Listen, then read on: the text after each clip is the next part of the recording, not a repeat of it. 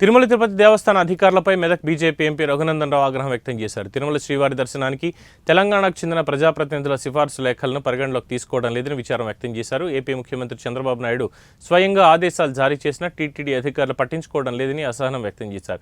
తిరుమల శ్రీవారి దర్శనానికి వచ్చిన ఆయన టీటీడీ అధికారుల పనితీరు బాగోలేదని అభిప్రాయం వ్యక్తపరిచారు.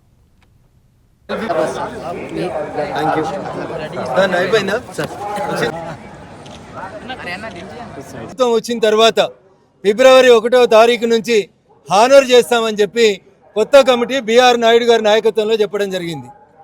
Now we're in the mid of March.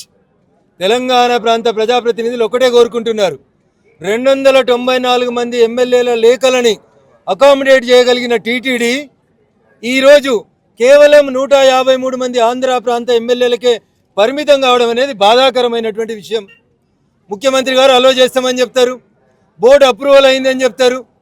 అరే తెలంగాణ ప్రజలు మా ఎమ్మెల్యేల నుంచి ఎంపీల నుంచి ఒక ఉత్తరం తీసుకొని పోతే తిరుమలలో దర్శనం కావాలని కోరుకుంటున్నారు. దీనికి నానా రకాలైనటువంటి ఇబ్బందులు. లెటర్లు ఇవ్వమని వాళ్ళే చెప్తారు, అకామిడేషన్ లేదని వాళ్ళే చెప్తారు.